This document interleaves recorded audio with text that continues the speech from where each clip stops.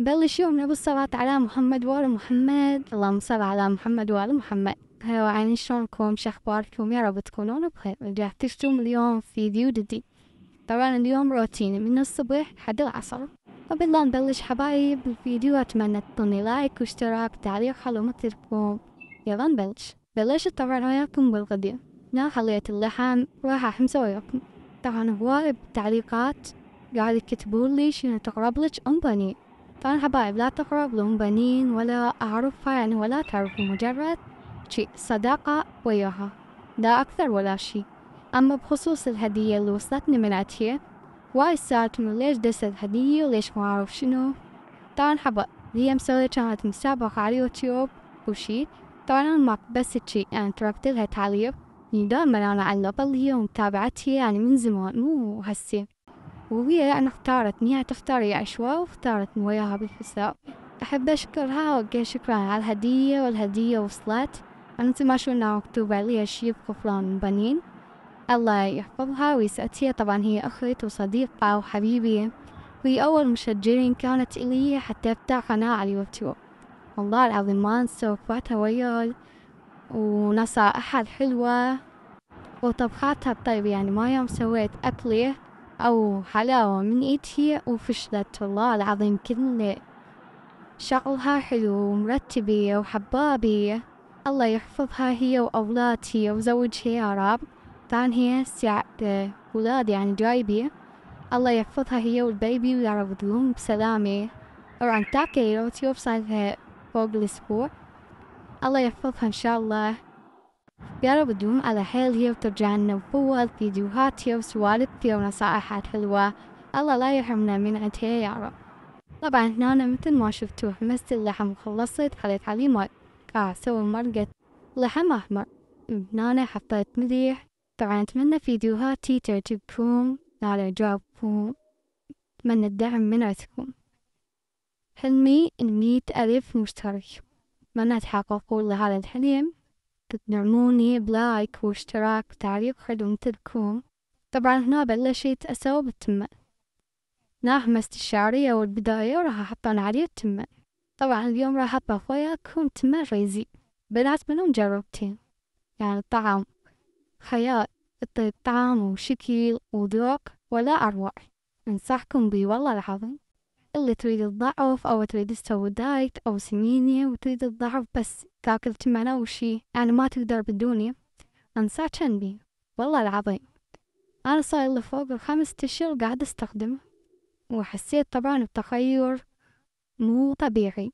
يعني أنا من أنتم صح ما شايفينه أو هيك شي، بس يعني كل السمينة كل السمينة يعني حتى حركتي صعبة علي. طبعا بنات أنصحكن تستخدمن والله العظيم، يعطيكم إنتاج ولا أروع. يعني ماكو هيك تم، وخاصة للسكر أو الضغط. يعني تم فريزي كسر الأرقام المحطوطة له للضغط أو للسكر أو للدلج. اللي يريد نسيته بزيل، اللي ما يريد بيدين، اللي ما يريد بيه ملح زايد أو هيك شي ولا أروع. تقدر تستخدمه أهل الضغط، أهل السكر، أهل الدايت، ينفع الجميع الأشخاص. طبعا هنا نشوفوا بعد ما استوى عندي، شوف النشرة مالتي عن تمن ولا أروع، ولا أروع من عندي. شكل وطعم ومنظر يخبر، فد شي ولا أروع. طبعا أنا اليوم طبختي ومرقة لحم ورقي، وهذا يقعداني لليوم.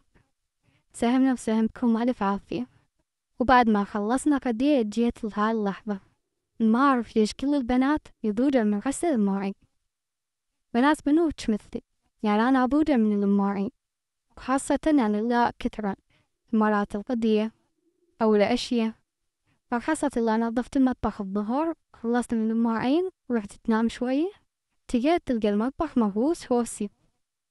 هذا الراجع متغدى مرة ثانية، هذا اللي مسوى اندومي. وخاصة اللي عندكم جهات المطبخ أبد ما ينظف لا من المواعين ولا من الهوسة.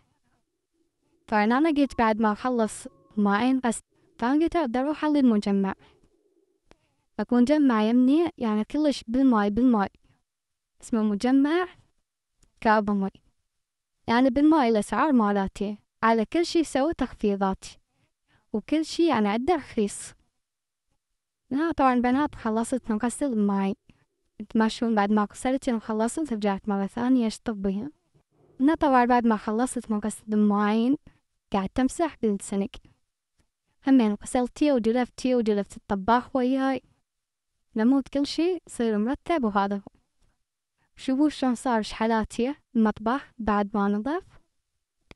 أنا جيت صبيت لهم شاي بعد ما خلصوا ودي وخلصت المواعين، قدرت شاي قلت خلينا أصب لهم على مود بعد أخلص. أنا نقول خلص روتيني مال الغدا. بعد أنا العصرية رحت المجمع. طبعا مثل ما تشوفون مشقد مدخلين زيت ريزي بالمجمع، يعني صدمت من إيش كمية شقد. فقلت شنو؟ طبعا ما طلع المجمع إلا ما أخذ وياي ديها الريزي. طبعا فوائدي أبد ما توصف، يعني تفيد جميع المرضى، حتى المو مريض هم يستخدمه عادي. بعد ما خلصت جيت خديت ويا تمر الريزي، هم أسولفكم عن المنتج. ونالقيتهم موفرين معجون وبني، فقلت لازم أخذ معجون وياي. المجمع تو منزل بضاعة مثل ما تشوفون، حتى بعدهم قاعدين يصفطون به. طبعا بعد ما رجعت من المجمع طبعا هم اشتريت وياي أجبان، وها يعني كل شي عندهم رخيص، يعني مو مثل ما تتصورون، يعني كل شي عندهم رخيص. هاي الأجبان يعني أشقلكم 2 بربوية 6 بليف هيك شي. أنا همين اشتريت وياي. طبعا هذا جبن. طبعا هذا الجبن يجيكم كيلوات، يعني تشترونه كيلوات يعطيكم من عنده. شوفوا طعمه يخبل يتشي بشي ولا أروع. هاي الأجبان اللي اشتريتها طبعا تفيد الريوقات وهيجي شي. طبعا اشتريت من هاي كارتون مال نستيلة. طبعا النستيلة كارتونة ب2، جبت من أتيه كارتونة تفيد للجهال. هاي طبعا همين يعني مو اكسباير يعني صلاحيته بعد شي. أنا جبت من هذا بطحين 0.2. طبعا اليوم السواقت كلش هواي مسواق أغراض للبيت أنا محتاجتين. طبعا هذا مسواقي الشهري، يعني بين كل شهر أنا أروح أسوق مسواق كامل للبيت، فواكه خضروات كل شي. طبعا هذا كرتون بيبسي على 3000، يعني قلتلكم مجمع بالماء. بينها صار العصر فقلت خلينا نسوي لهم تحلية باردة. طبعا مكونات كلش بسيطة وسهلة متوفرة بكل بيت. كل اللي نحتاجه كوبين حليب ونخلي عليهن 5 خواشيق نشا، ونضيف لهن شكر ونخليها على النار ونظل نحرك بهن على ما يجانا سدنة محلبي. فهنا اشتريت من هذا البسكت أو الكعك، يعني انتم شو تسمونه عندكم. فهنا بديت أصفط بيه بالباركس. طبعا هنا مثل ما شون بعد ما صفطته راح أجيب المحلبي أو الخلطة اللي سويناها وأديرنها عليه. طبعا بيناتن سحشن نجربنه والله العظيم، يعني حليه يخبر. مواد متوفرة بكيبيت، يعني ماكو شي قاري أو.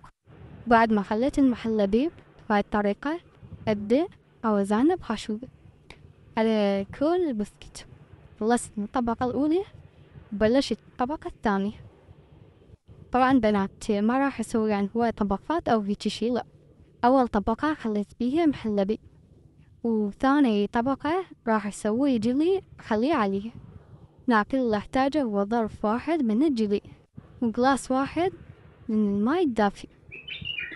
بعد ما أخلي عليه ماي، يعني الماي مو حار كلش، لا حار لا راح يقطع الجلي، وبارد ما يصير، لازم يجي دافي يعني لا حار ولا بار. بعد ما أحط عليه أبدي أخلطن سوا، بعدين أحطن هي فوق الحلب اللي سوينا كطبقة ثانية. قلتلكم أول طبقة محلبي وثاني طبقة صار جلي. ومن بعد ما خليتهن راح أوزعهن على الوجه من فوق عادي أسويهن، وبعدها أدخلن للثلاجة. طبعا بنات هذا شكله بعد ما طلعت من الثلاجة ما أخذت وياي وقت كلش هواي. أنا قصت قصة وشوفوا يعني شكلها وقوامها شلون يشهي. وألف عافية علينا وعليكم.